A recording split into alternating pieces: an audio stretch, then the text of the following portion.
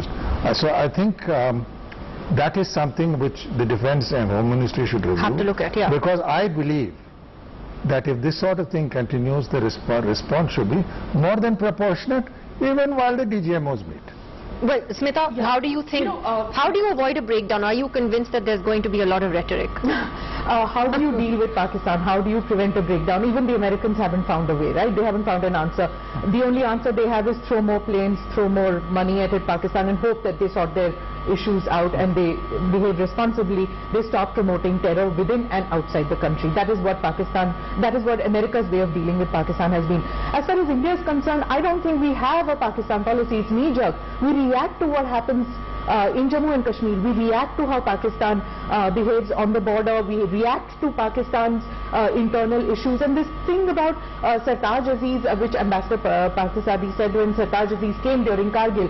Remember, he came and he talked even during Kargil. But at the end of it, he says that Pakistan has achieved its objectives during the Kargil war. So that was his takeaway at the end of it. So while this whole thing of talking... What he says with us in public is very different from what he says in private. You were privy to what happened in private, but what we know but it was clear to us which way we were headed. So you know what happened in private, but in public that's what we gauged. Now as far as the talks are concerned, yes, of course talks should happen. Responsible countries don't say we are not talking to you, Katti, and go away. That's not how responsible countries behave. Democracies ought to, even if they're flawed democracies, ought to talk with each other. And certainly it's very good that it's moved to a security situation where the NSAs are talking. Whether it achieves something immediately is something... You're basically concerned about the atmosphere in which this is happening more than anything else at the end of the day. Shahzad Chaudhary, I'll give you the last word. From the Pakistani perspective, how do we avoid this blowing up in both our faces on this weekend? Yeah, one thing, we need to grow beyond 1999. We remember we are in 2015. The ground situations have changed, both countries have moved on, and therefore first thing is let's live in 2015 and beyond and hope to move forward beyond 2015.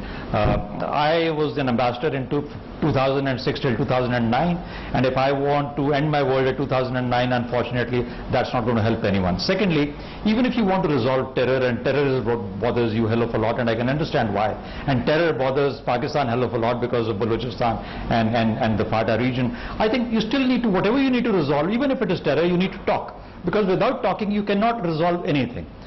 So that's the second thing that we need to look at. Thirdly, my humble submission to all of us here is that if you want to wallow in the past, then unfortunately there's a litany of complaints from both sides and a lot of dirt that is passed on between both sides. You guys want to move on, you want to move on and look at better things, look at better potential, look at more cooperative arrangements, look at how the two nations can work together on so many things that actually threaten both our societies more than our states. I think that is where the future lies, and perhaps we'll one day be mature enough and strong enough and secure enough. I would just like to tell the Air Marshal that those who forget the past are fated to relive it.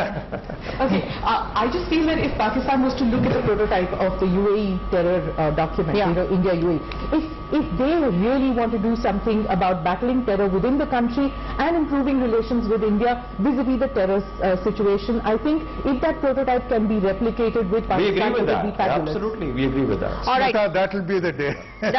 All right, well, on that note... You won't let that happen, but we will keep working at it.